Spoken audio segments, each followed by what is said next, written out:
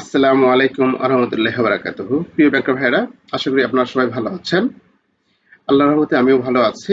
আজকে ক্লাসে আমরা আলোচনা করব, আপনারা স্ক্রিনে দেখতেই পাচ্ছেন, 99তম ব্যাংকিং ডিপ্লোমা AIBB পরীক্ষা প্রস্তুতি।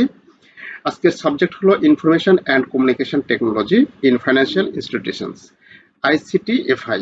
সংক্ষেপে আমরা ICT সাবজেক্ট বলে চিনি। সেপ্টেম্বরের 1 তারিখ থেকে 99তম ব্যাংকিং ডিপ্লোমার প্রস্তুতি ক্লাস শুরু হবে। আপনারা চাইলে অ্যাকাউন্টিং স্কুল ইউটিউব চ্যানেলে অ্যাড হতে পারেন।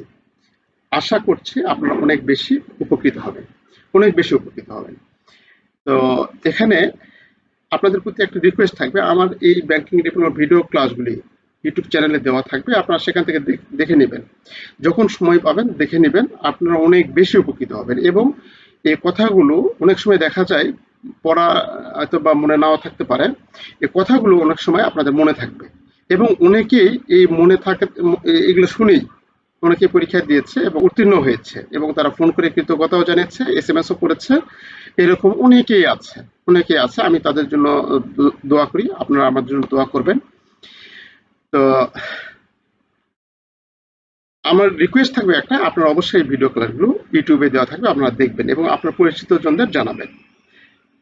আর এখানে যে কোশ্চেনগুলো আলোচনা করা আছে মডেল এর, এই মডেল এর যে কোশ্চেনগুলো আলোচনা করা আছে, আইসিটি কি, বাংলা ভাষণ দেখছি আমরা, আইসিটি কি, কম্পিউটার কি, তথ্য প্রযুক্তি কি, ছোট ছোট সংক্ষিপ্ত প্রশ্ন এটা। তারপরে আইসিটি এর গুরুত্ব এবং ব্যবহার আলোচনা করুন। তারপরে আছে ব্যাংকিং পরিষেবা এখন যে কোনো সময় উপলব্ধ, আইসিটি কিভাবে এর অবদান রেখেছে, ব্যাংকিং পরিষেবা এখন যে কোনো জায়গায় উপলব্ধ, ব্যাংকিং এ আইসিটি বাস্তবায়নের পর এটি কিভাবে সম্ভব হলো, ইলেকট্রনিক ব্যাংকিং সিস্টেম বা পরিষেবার নাম দিন।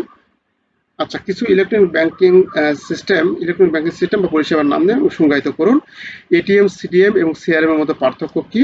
তারপরে আছে এটিএম এর 5টি কাজ উল্লেখ করুন। এটিএম এর কিছু উপাদানের নাম লিখুন এবং তাদের কার্যাবলী আলোচনা করুন। সিডিএম কি ধরনের বিরোধ দেখা দেয়, সিডিএম এ কি ধরনের বিরোধ দেখা দেয় এবং কিভাবে ব্যাংকগুলি এটি প্রশমিত করে। 12 নম্বর হচ্ছে এটিএম থেকে টাকা তোলার ধাপগুলি। 12 নম্বর থেকে 11 নম্বর পর্যন্ত দেখবো আজকে। 11 নম্বর পর্যন্ত দেখবো, তারপর 12 নম্বর থেকে আগামী দিন বা নেক্সট ক্লাসে এটা 12 নম্বর আলোচনা করব। তো পর্যায়ক্রমে এগুলো ধারাবাহিকভাবে আলোচনা করব এবং আপনারা এই নোট পেলে আমি আশা করছি আপনারা অনেক বেশি উপকৃত হবেন।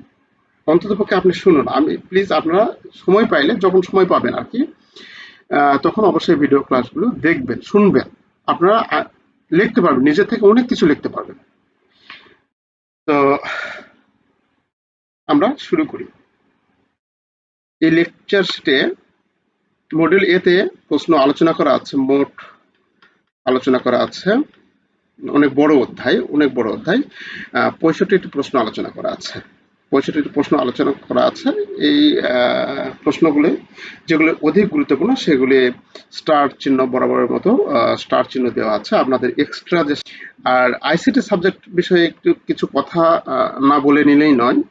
সেটা হচ্ছে যে একটি প্রশ্নের, ধরুন 1-এর ABC এরকম প্রশ্ন, ধরুন এরকম একটি প্রশ্ন 1-এর মানে 1 নম্বরের, ধরুন ক, খ এবং গ, কোনো কোনো ক্ষেত্রে ঘ নাম্বারও থাকে, হ্যাঁ, এরকম।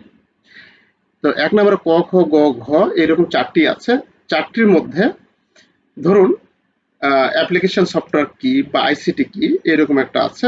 তারপরে আছে পেমেন্ট গেটওয়ে সম্বন্ধে আলোচনা করুন। এটা হচ্ছে 3 নাম্বার অধ্যায়। এটা হচ্ছে 1 নাম্বারটা হচ্ছে আইসিটি কি বা হয়তো দিলে এরকম অ্যাপ্লিকেশন সফটওয়্যার কি, এটা হচ্ছে 1 নাম্বার অধ্যায়ে। আর এই যে পেমেন্ট গেটওয়ে সম্বন্ধে আলোচনা করুন, এটা হচ্ছে 3 নাম্বার অধ্যায়ে। তাহলে 1 নাম্বারের ক একটি অংশে, মানে ক নাম্বারেই দুইটা অধ্যায়ের প্রশ্ন অ্যাড আছে, আবার খ নাম্বারে এরকম থাকে, গ নাম্বারে এরকম থাকে। মানে একটি অধ্যায় থেকেই যে একটি প্রশ্ন কমন পাবেন, মানে হয়তো এক অধ্যায় বা দ্বিতীয় অধ্যায় বা তৃতীয় অধ্যায় এরকম থেকে যে একটা ফুল সেট কমন পাবেন, ওইরকম কিন্তু না আইসিটিতে। এই জন্য আইসিটি আমাদের ফুল সাবজেক্ট। এটা যে কটা চ্যাপ্টার আপনারা দেখবেন, অবশ্যই A to Z দেখতে হবে। যদি A to Z না দেখেন তাহলে কিন্তু আপনারা এখানে ফুল অ্যান্সার করতে পারবেন না। অতএব আমাদের এ টু জেড আমাদের দেখে যাব। এখানে যে টার্মগুলো আমাদের কঠিন লাগবে, যে ভাষাগুলো আমাদের কঠিন লাগবে, কম্পিউটারে যে ভাষাগুলো কঠিন লাগবে সেগুলো আমরা স্কিপ করে যাব। যেগুলো সহজ আছে সেগুলো আমরা একটু পড়ার চেষ্টা করব। অনেক ক্ষেত্রে আমাদের এগুলা আমরা ব্যাংকে কাজ করতে আমাদের এই বিষয়গুলা জানা আছে, একটু নজর দিলে আপনারা ভালো মতো পারবেন। তো এই হচ্ছে আইসিটি সাবজেক্টের বিষয়, ইয়ে আর কি কথা বলার ছিল, যেটাই যে সবগুলো অধ্যায় আমাদের ভালো মতো দেখতে হবে, কারণ এখানে অনেক লেজ লাগে আমাদের আসে। তো আমরা প্রথমে এখানে আলোচনা করব আইসিটি কি, হোয়াট ইজ আইসিটি।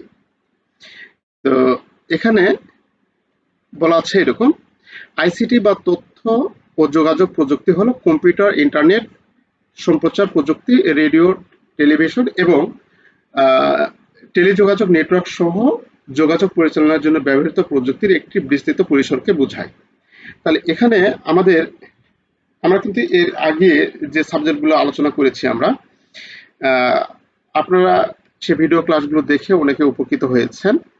আহ, যারা ভিডিও ক্লাসগুলো দেখেন নিয়মিত তারা অবশ্যই অবশ্যই উপকৃত হন। তারা মেসেজে জানান, ফোন করে জানান। অবশ্যই আপনারা ভিডিও ক্লাসগুলো দেখবেন। এই ভিডিও ক্লাসগুলো দেখলে অবশ্যই অবশ্যই উপকৃত হবেন আপনারা, অবশ্যই উপকৃত হবেন। তাহলে আইসিটি বলতে আমরা বুঝি যে আইসিটি বা তথ্য ও যোগাযোগ প্রযুক্তি হলো কম্পিউটার, ইন্টারনেট, সম্প্রচার প্রযুক্তি, রেডিও, টেলিভিশন, টেলিযোগাযোগ নেটওয়ার্ক সহ যোগাযোগ পরিচালনার জন্য ব্যবহৃত প্রযুক্তির একটি বিস্তৃত পরিসরকে বোঝায়। তাহলে তথ্য যোগাযোগ ব্যবস্থা হলো কম্পিউটার, ইন্টারনেট, এই যে প্রযুক্তিটা, এই প্রযুক্তিটা ব্যবহার করে যে আমরা যোগাযোগ যে করি, এই যোগাযোগ করার সম্পূর্ণ যে প্রক্রিয়াটা, এই প্রক্রিয়াকে আমরা আইসিটি বলি। এটি ডেটা ট্রান্সমিশন, স্টোরেজ, পুনরুদ্ধার বা ম্যানিপুলেশনের জন্য প্রয়োজনীয় হার্ডওয়্যার এবং সফটওয়্যার উভয়ই অন্তর্ভুক্ত করে। আইসিটি আধুনিক সমাজের অবিচ্ছেদ্য অংশ। শিক্ষা, স্বাস্থ্যসেবা, ব্যবসা এবং সরকারের মতো বিভিন্ন খাতে উৎপাদন এবং দক্ষতার সাথে চালনা করে। তথ্যের অ্যাক্সেস বৃদ্ধি করে, যোগাযোগের সুবিধা দেয় এবং জটিল ডেটা বিশ্লেষণ এবং ব্যবস্থাপনা সক্ষম করে। এটা হচ্ছে আমাদের আইসিটি। তো আইসিটির এটা আমরা সংক্ষেপে মনে রাখার চেষ্টা করব। তারপরে আছে হোয়াট ইজ কম্পিউটার। কম্পিউটার কি? কম্পিউটার হচ্ছে, সহজ কথা যদি বলি, কম্পিউটার একটি গণনা যন্ত্র, তাই না? এটা যেটা আমরা আগে থেকে পড়ে আসছি। তো কম্পিউটার একটি গণনা যন্ত্র। এখানে সিএস ফরাসি প্রদত্ত সংজ্ঞা অনুসারে কম্পিউটার এমন একটি ডিভাইস যা ডেটা গ্রহণ করতে পারে, ডেটা প্রক্রিয়াকরণ করতে পারে এবং ডেটা আউটপুট করতে পারে। অন্য কথায় কম্পিউটার হলো একটি মেশিন যা কিছু প্রোগ্রাম দ্বারা নিয়ন্ত্রিত হয়, ইনপুট হিসেবে ডেটা গ্রহণ করে, সেগুলি প্রক্রিয়াকরণ করে এবং অবশেষে ফলাফল এবং প্রয়োজনীয় তথ্য আউটপুট হিসেবে ব্যবহারকারীদের কাছে উপস্থাপন করে। উদাহরণস্বরূপ, এখানে উদাহরণস্বরূপ দেওয়া আছে। তো আমরা এত কিছু আলোচনা না করে কম্পিউটারটা কি, এটা আমাদের অবশ্যই জানা প্রয়োজন। এটা আপনারা সংক্ষেপে জানবেন। তথ্য প্রযুক্তি কি? আমরা এর আগে দেখলাম যে যে প্রযুক্তির মাধ্যমে তথ্য সংগ্রহ হয়, এর সত্যতা ও বৈধতা যাচাই, সংরক্ষণ, প্রক্রিয়া, আধুনিকীকরণ ও ব্যবস্থাপনা করা হয় তাকে তথ্য প্রযুক্তি, সংক্ষেপে আইটি বলা হয়। তো এই এক কথা ইনফরমেশন সিস্টেম বা তথ্য ব্যবস্থার সাথে সংশ্লিষ্ট প্রযুক্তিকে তথ্য প্রযুক্তি বলে। তাহলে আমাদের আইসিটি, এখানে কিন্তু আইসিটি বিষয়টা আলাদা আর আইটি বিষয়টা আলাদা। আইসিটি, হ্যাঁ, আইসিটি বা তথ্য ও যোগাযোগ প্রযুক্তি। এখানে তথ্য ও যোগাযোগ প্রযুক্তি, আর যেটা বলা আছে এখানে, যেটা আমরা দেখতেছি যে তথ্য প্রযুক্তি, আইটি, এটা কিন্তু দুটো কিন্তু আলাদা হবে। হ্যাঁ, দুটো কিন্তু একই রকম না। এখানে শুধু আইটি, ইনফরমেশন টেকনোলজি, আর এটা হচ্ছে আমাদের, আগেরটা হচ্ছে আমাদের তথ্য প্রযুক্তি ও যোগাযোগ। হুম, আচ্ছা। এখন এর বলা আছে discuss the important and use of ICT. আইসিটির আমাদের গুরুত্ব, অবশ্যই অবশ্যই এটা আমাদের পড়তে হবে। অনেক ভালো প্রশ্ন। আইসিটি গুরুত্ব এবং ব্যবহার আলোচনা করুন। তথ্য ও যোগাযোগ প্রযুক্তি আইসিটি বিভিন্ন সেক্টরে, বিশেষ করে আর্থিক পরিষেবাগুলোতে বিস্তৃত বৈশিষ্ট্যগুলির কারণে যা উল্লেখযোগ্যভাবে দক্ষতা, এক্সেস যোগ্যতা এবং নির্ভুলতা বৃদ্ধি করে। নিম্নের বৈশিষ্ট্যগুলোতে ফোকাস করে আর্থিক পরিষেবাগুলি আইসিটির গুরুত্ব এবং ব্যবহার সম্পর্কে আলোচনা করা হলো।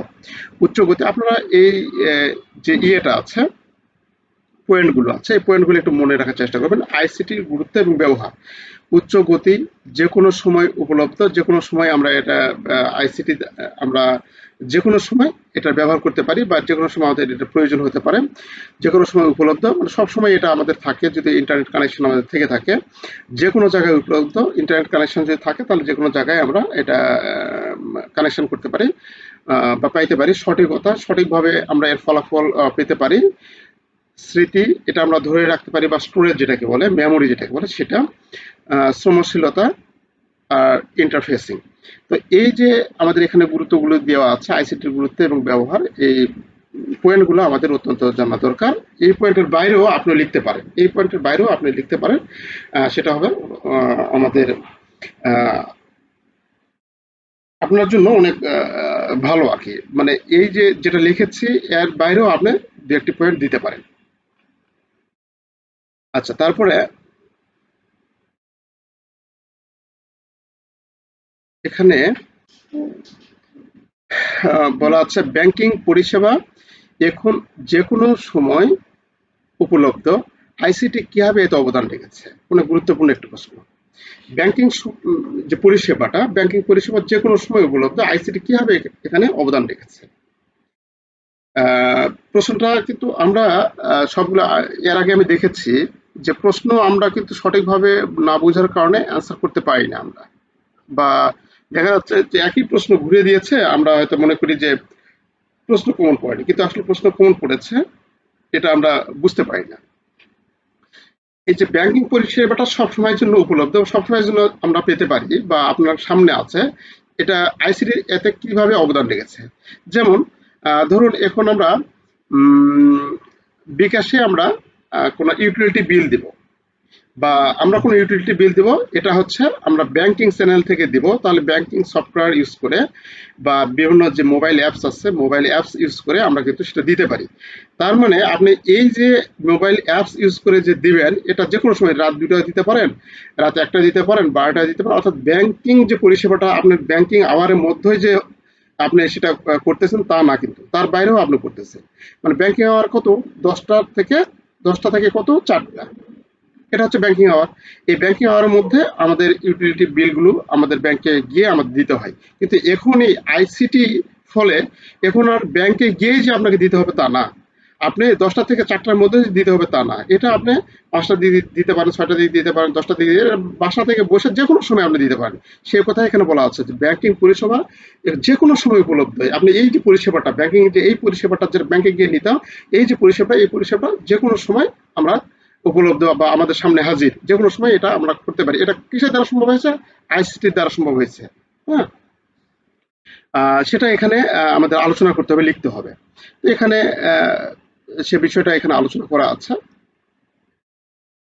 আহ, এই বিষয়টা আপনি মানে মানে লিখতে পারেন আর কি, যে আপনি হচ্ছে এই যে আমাদের ইউটিলিটি বিল বলেন, আমাদের ইন্টারনেট বিল, ইউটিলিটি বিল, বিভিন্ন ট্রান্সফার, আমরা ফান্ড ট্রান্সফার বলেন, আমাদের কোনো ডিউ পরিশোধ, এইরকম বিভিন্ন রকম আমরা ব্যাংকিং পরিষেবাগুলো আমরা সম্পন্ন করতে পারি। এতে আইসিটি আমাদের 24 ঘন্টা অবদান রেখেছে আর কি। যা আইসিটি আমাদের গুরুত্বপূর্ণ এবং আমাদের কি বলে নির্ভুলতার সহিত এবং হচ্ছে নিরাপত্তার সহিত আমাদের এই সুযোগটা করে দিয়েছে। আচ্ছা, এটা অন্য গুরুত্বপূর্ণ প্রশ্ন। তারপরে আছে ব্যাংকিং পরিষেবা এখন যে কোনো জায়গায় উপলব্ধ, মানে একই কথায় ওই ওই প্রশ্নটাই একটু ঘুরে।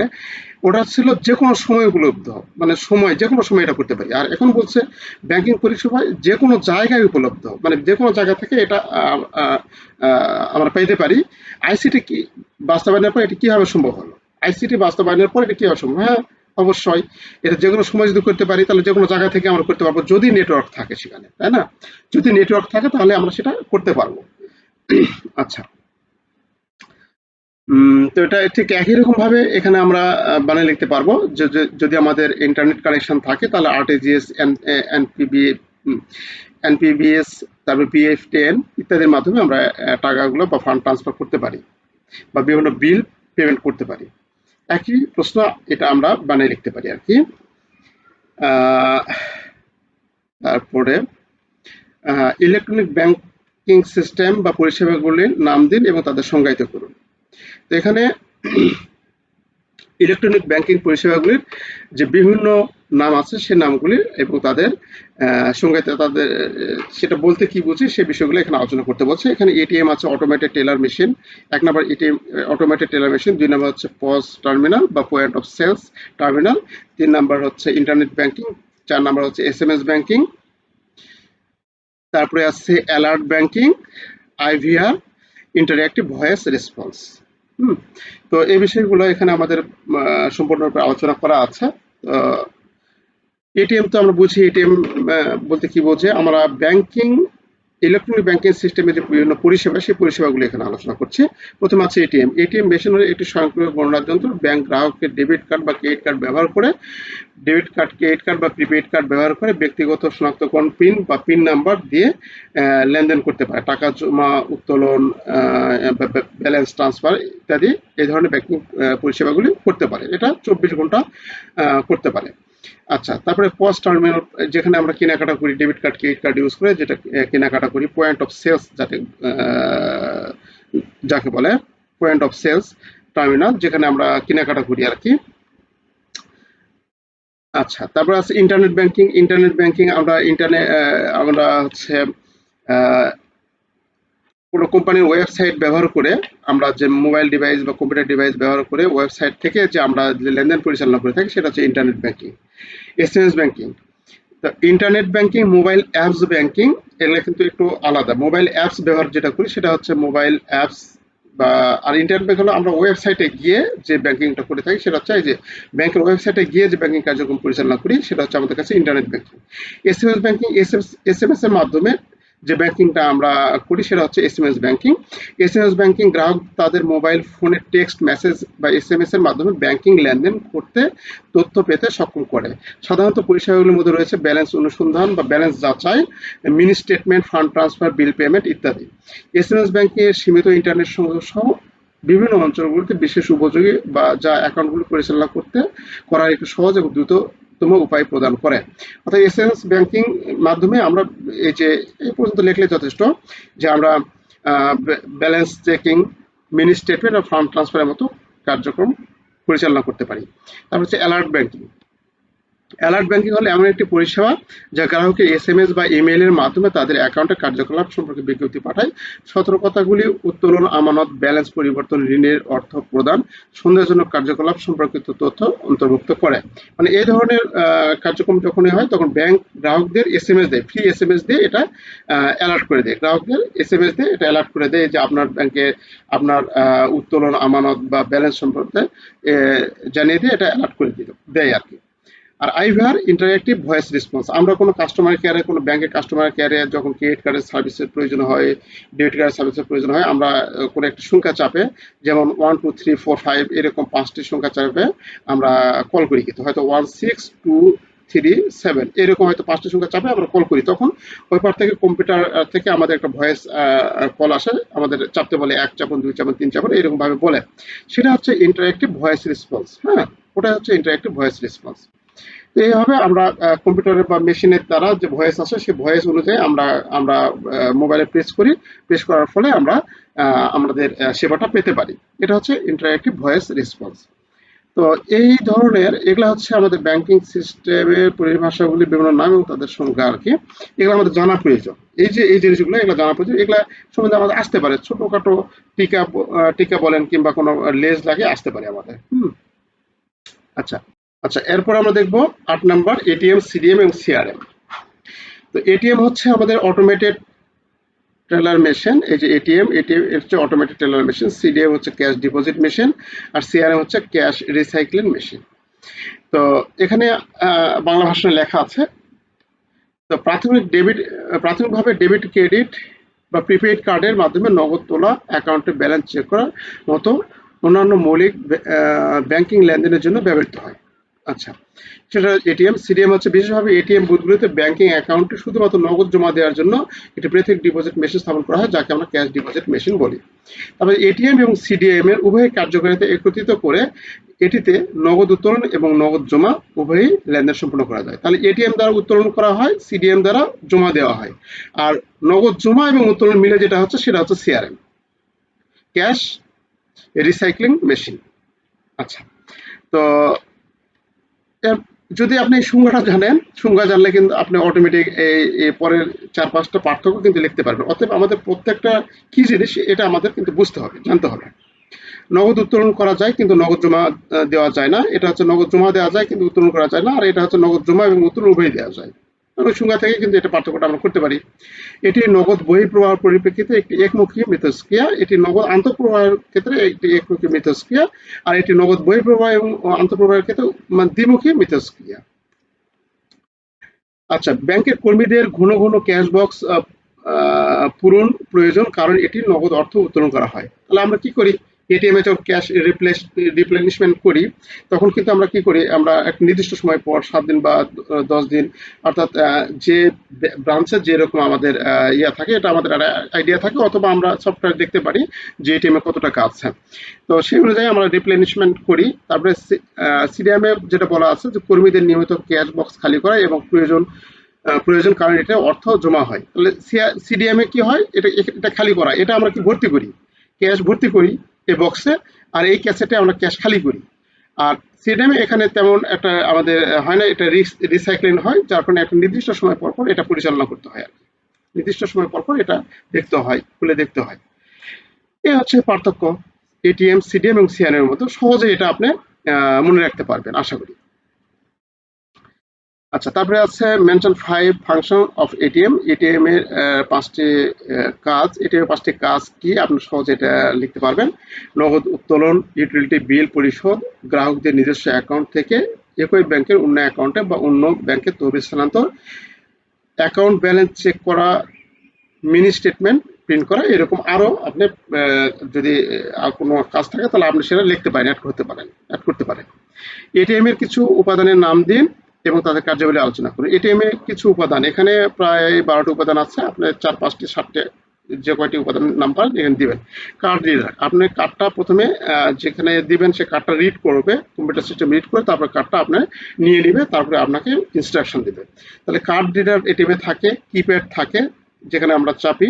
তারপর আছে ডিসপ্লে স্ক্রিন, এখানে কাজগুলা কি, কার্ড রিডার ব্যাংকের কার্ডের ম্যাগনেটিক স্ট্রাইপ বা চিপে সংরক্ষিত তথ্য পড়ে। এটি কার্ডধারী অ্যাকাউন্টের বিবরণ যাচাই করে, মানে আপনার বিবরণটা এখানে যাচাই করে। তারপরে কিপ্যাড, ব্যবহারকারীকে ব্যক্তিগত শনাক্তকরণ নম্বর পিন লিখতে এবং লেনদেনগুলির বিকল্প নির্বাচন করতে সাহায্য করে বা অনুমতি দেয়। এটি সংবেদনশীল তথ্যের নিরাপদ ইনপুট নিশ্চিত করে। আমরা যে বিভিন্ন ইনফরমেশন সেখানে আমরা ইনপুট করতে পারি সহজে। ডিসপ্লে স্ক্রিনের নির্দেশনা দেওয়া থাকে, তথ্য আদান প্রদান করে, সেখানে আমাদের দেখায়, আমরা সেই তথ্য সেখানে ইনপুট করি। এটি ব্যবহারকারী লেনদেনের প্রক্রিয়ার মাধ্যমে গাইড করে এবং অ্যাকাউন্টের তথ্য এবং লেনদেনের ফলাফল প্রদর্শন করে। নগদ বিতরণকারী রসিদ প্রিন্টার, এখানে যতগুলো আছে সবগুলো যে সিরিয়ালি দিতে হবে এরকম না, আপনি যে কোনো পাঁচটি আপনি মনে রাখবেন। ডিপোজিটরি, সেন্ট্রাল প্রসেসিং ইউনিট, নিরাপত্তা ক্যামেরা, মডেম বা network interface, power supply, software, speaker, এগুলো হচ্ছে এটিএম এর আমাদের উপাদান। হুম। আচ্ছা, তারপরে সিডিএম এ কি ধরনের বিরোধ দেখা দিতে পারে এবং কিভাবে ব্যাংকগুলি এটি প্রশমিত করে, অনেক গুরুত্বপূর্ণ প্রশ্ন এটি। হ্যাঁ,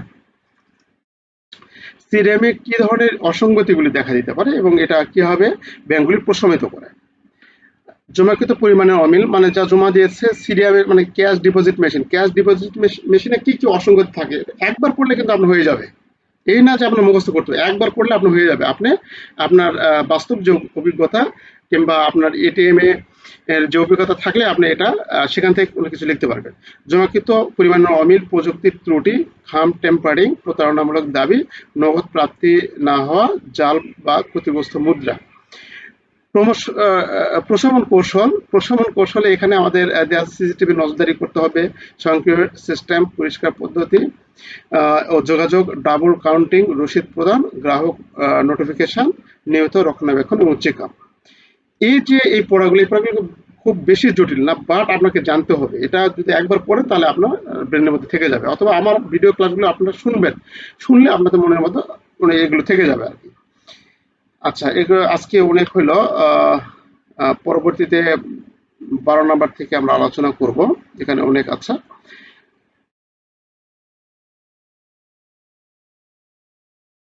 তো আজকে এই পর্যন্ত, সবাই ভালো থাকবেন। আল্লাহ হাফেজ।